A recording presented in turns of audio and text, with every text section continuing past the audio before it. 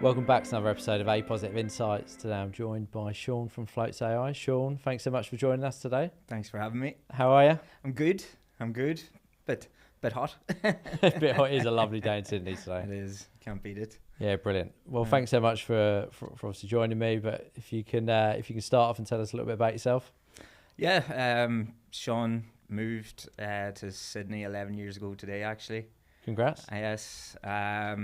Was doing tech recruitment for about 10 years, and more recently, over the last 18 months, I've been setting up Floats.ai. Brilliant. Yeah. Awesome. And what actually brought you to do that? Basically, I set up Cloud Recruit about 4 years ago, just after COVID, and we were looking at different ways of attracting talent and then how we present talent as well and making it a bit more interactive. So was luckily enough, it was through a reference call actually, and I met Scott, who's the CTO, building tech profiles and making them more digital and interactive. Yeah, right. So then we took that concept, it's from serious, and started building floats to create digital snapshots of CVs and let people, hiring managers, interact easier with that. So less committal CTAs, telling the story without sending big blocks of text, basically, and 4 pages of CVs. So an easier way and a better way to present candidates. Right, brilliant. So this is basically you floating CVs Exactly. to candidates, but in a more digitised way. Yeah, it's bang on. Yeah, right. Awesome. Yeah. So that's what Floats is. Exactly. In a Love nutshell. it. Yeah, great. So today we want to focus on the importance of branding. Mm-hmm. So when was the turning point in your career when you realised the importance of, is it personal branding that we want to focus on? Branding's a big Brand, topic. yeah, Like, yeah. it's a I monster. know, that's what I'm I'm thinking. like, oh, I don't know. I think branding, and what I'm kind of talking about branding is like, how are you presenting your candidate or the product, and how is that talking as well to maybe your social strategy or your marketing strategy, and how it combines. So, yeah, I think when I was looking at CVs, and each one's different, and some look like they were made in the 70s, some look like they were made in the 90s. It was like, right, well, can we create a way of digitalizing it so it's like a web page, and it's crisper, sharper colors, and a bit more striking on the eye, so that when you get that second of opening an email or opening a message, it really cuts through and you can keep them there rather than doing the normal.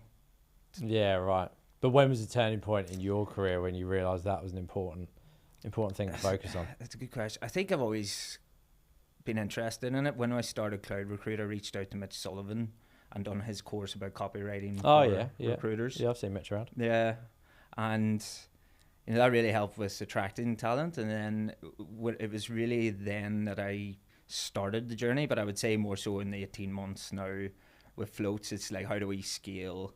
How do we compete with the bigger companies? We're bootstrap companies, so we have to come up with creative ways. And I think it was when I started seeing the impact of it, it really kind of blew me away. And this is where double down on it for the last 18 months. All our users are 100% coming from our social media channels. So 100%. 100%. No cold calling as of yet. Now we've started to do more campaigns and direct, but before that it was all just posting silly stuff on LinkedIn and trying to get a message through without going through the usual, typical content on LinkedIn, and trying to do it in a different way so that it spoke to our brand about standing out as well from when you're presenting your candidates as well. So talking through that the whole way. So if we're talking the talk, we need to walk the walk. Yeah, exactly like we were just saying before we came up, right? Exactly, doing these things and stepping out of that comfort zone and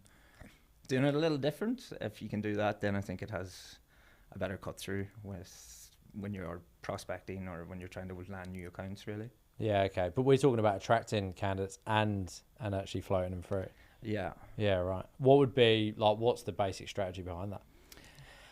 I think that from the strategy, from when you are, obviously you have to have the right talent. If you can't polish, you know what I mean? Yeah. So you still have to know what you're doing and understand what you are taking to market. But then when you are taking that to market, it's going, how do we do this in the best way? How do we cut out the fluff that's not needed? How do we tell the story of the people you're representing in a snapshot without going into the depths of when they were Pizza Hut, 10 years ago. So yeah, I think it's the strategy has always been, if we look at going on a journey to Floats, you'll have touched 2 or 3 different technologies that are very similar to Floats before you even get into Floats. So it's going through the whole brand from attracting online, and then we'll use different technology to present we were doing early adopters there. So you would assign early adopters, you press the buttons, you would interact, then you get into Floats, and it's the same principles and the same concepts behind that. Right. Would you and you use it, because you're saying consistency is key there, but would it be a different strategy depending on which platform you're on?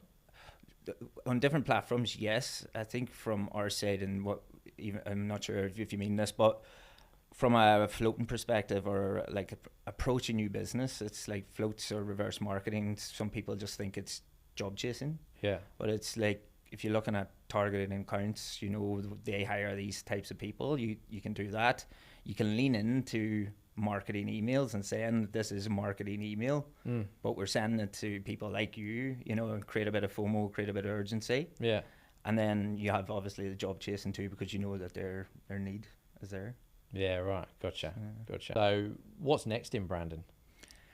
We're definitely seeing a massive shift from the way people are buying. The cold calling days were, they're still there. Like you have to do a bit of everything, I think. But when you look at some of the statistics on how many cold calls to conversions, sales, it's like 1%. I read that today before coming on. But the next thing is, what's the 1% of cold calls convert into a deal, or sales, like actually. Oh, really? An actual sale? Yeah, okay. I think that what's next is we're going to see more video. When I see video, I kind of look at it going, my mates communicate with me through reels on Instagram, or like we barely have conversations. It's like, oh, somebody will like that. And I think looking at that and the way the shift is, we see in a lot of video, even LinkedIn, if they've started doing their video side of things, it gives a bit more of a personal sense of getting to know them. You're building that personal brand, but you're also building that company brand as well, because people, like if you look at the likes of Richard Branson, the Kim Kardashians, they're following them rather than the business all the time. And what I feel what's gonna we're already started it, but we're seeing more and more recruiters looking at personal branding, starting to post more, and it's an emphasis on that. So I think that will keep going. Who knows with what's next in terms of like the AI side of things. And I'm not going to go on about AI today, but for somebody for 18 months ago had no real digital marketing experience, is when you can use like ChatGPT to teach yourself, and looking at setting up different technologies that can create different videos, create editing, podcast editing, all this stuff. Like it's really given people the chance to become their own brand really very easily, and not as much of the cost as before really. Yeah, okay. So you're basically saying sales and marketing is really changing. So what is the alternatives people can be bringing in? I think like people, you're going to see more podcasts, you're going to see more events, people, but I do think it'll go back to the person as well, like more people, and you're attracting people to get to an event, and then you're still doing the human approach, and I think it's very important to keep that as well. But yeah, in the branding side of things, I think from a marketing perspective, it will keep going more to the video. Who knows in terms of like AR, VR? I think that's a bit further away, and like I don't know how I feel about it, but I think the emphasis on building the brand will become more important, rather than maybe having the power hours that we used to do, where you're just bashing the phones for 2 hours. It will be like, can we come up with a campaign strategy on these people that we're working with at the moment? How do we take them to markets and doing it in a different way? If it's videos, if it's floats, if it's whatever it is, they'll be looking at different alternatives. Yeah, okay. Because obviously a lot of our listeners start up, scale up recruitment agencies. What would be a few things that they could implement?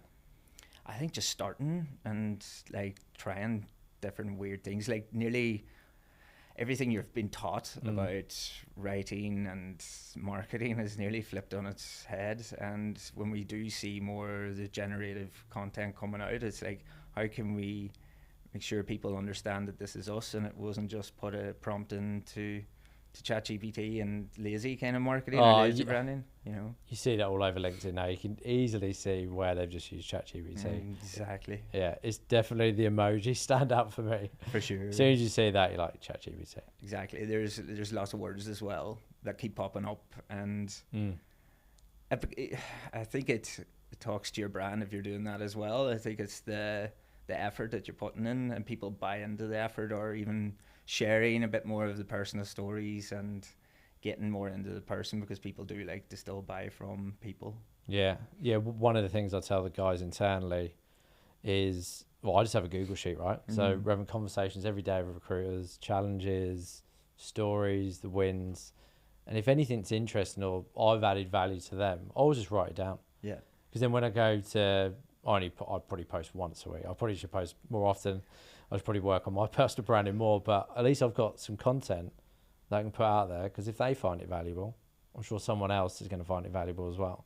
And that normally gives me really good traction. I'm the same. I only post about once a week. Yeah. And this is where I've got a bit of, it's up to different interpretation, but I find that when I started going and asking the branding experts, social media experts, they were saying you need to post every day.